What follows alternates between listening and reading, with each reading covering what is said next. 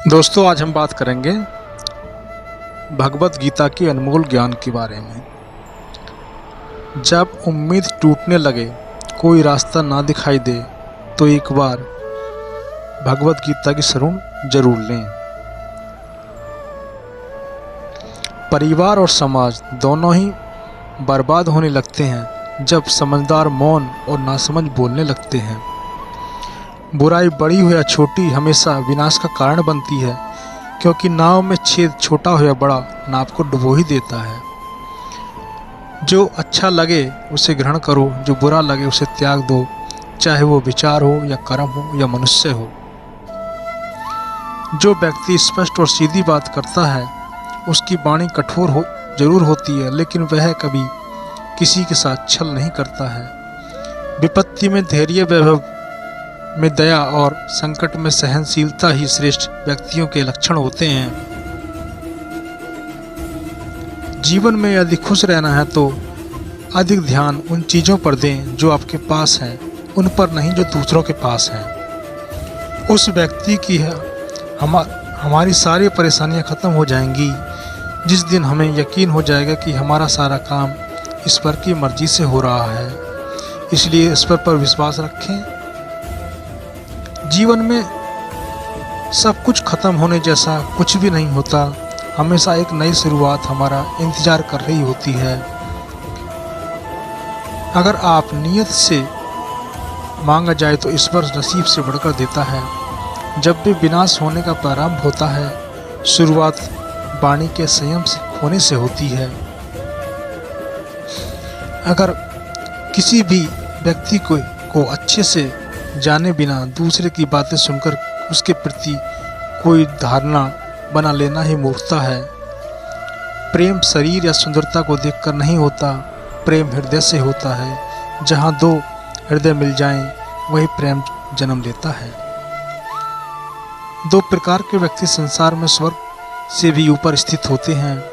एक वह जो शक्तिशाली होकर भी क्षमा कर देता है, दूसरा वह जो दरिद्र होकर भी कुछ दान करते हैं।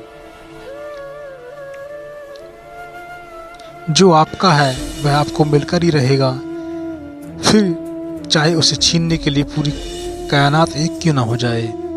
क्रोध आने पर चिल्लाने के लिए ताकत नहीं चाहिए, मगर क्रोध जाने पर चुप रहने के लिए खूब ताकत होनी चाहिए। जब परिवार के सदस्य अप्रिय लगने लगें और पराये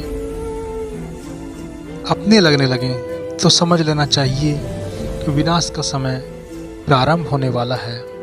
व्यक्ति अपने मन को नियंत्रण नहीं कर पाता, उसके लिए मन शत्रु के समान कार्य करता है।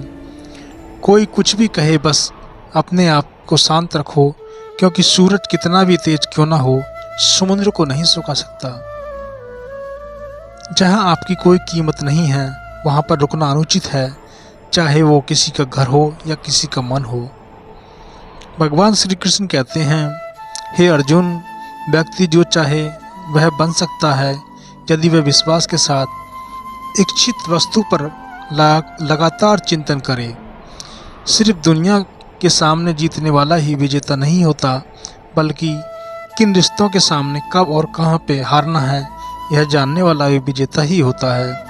जो लोग बुद्धि को छोड़कर भावनाओं में बह जाते हैं, उन्हें हर कोई मूर्ख बना सकता है। वक्त से पहले मिली चीज अपना मूल्य खो देती है और वक्त के बाद मिली चीज अपना महत्व खो देती है।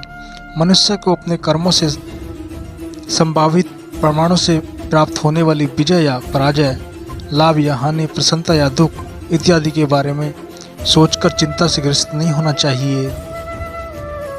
आत्मा पुराने शरीर को वैसे ही छोड़ देती है जैसे मनुष्य पुराने कपड़ों को त्याग कर नए कपड़े धारण कर लेता है। जैसे जल में तैरती हुई नाव को तूफान अपने लक्ष्य से दूर ले जाता है, वैसे ही इंद्रियां, सुख मनुष्य को गलत रास्ते की ओर ले जाते हैं।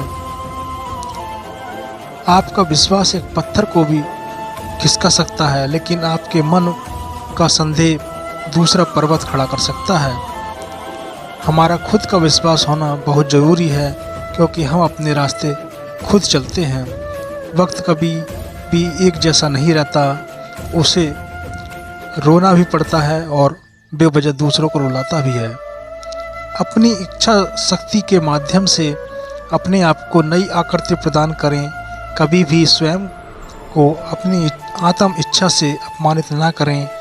इच्छा एकमात्र स्वयं का मित्र होता है और इच्छा ही एकमात्र स्वयं का शत्रु होता है। अपनी पीड़ा के लिए संसार को दोष मत दीजिए। अपने मन को समझाइए। तुम्हारे मन का परिवर्तन ही तुम्हारे दुखों का अंत है। खुद को कमज़ोर कभी नहीं समझना चाहिए। अगर आप गिरते हो तो उठने का प्रयास करो। लड़ो पूरी निष्ठा से, अपने कर्तव्य कर्म निभाओ, बाकी सब तुम मुझ पे छोड़ दो। धैर्य रखो। कभी कभी अपना जीवन में सबसे अच्छा पाने के लिए बुरे दौर से गुजरना पड़ता है। रोना बंद करो। अपनी तकलीफ़ों से लड़ना सीखो, क्योंकि साथ देने वाले भी शमशान से आगे तक नहीं जाते हैं।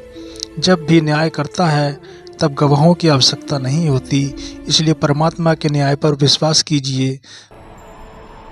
एक उपहार तभी असली और पवित्र है जब वह हृदय से किसी सही व्यक्ति को सही समय और सही जगह पर दिया जाए, और जब गिफ्ट देने वाला व्यक्ति अपने दिल उस गिफ्ट के बदले कुछ पाने की इच्छा ना रखता हो।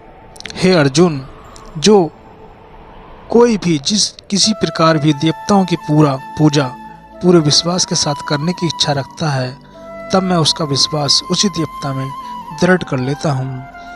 जो जिस देवता की पूजा करता है उसी के धाम को प्राप्त होता है। उदय किसी भी का भी अचानक नहीं होता। सूर्य भी धीरे धीरे निकलता है और ऊपर उठता है। धैर्य और तपस्या जिसमें है वही संसार को प्रकाशित कर सकता है।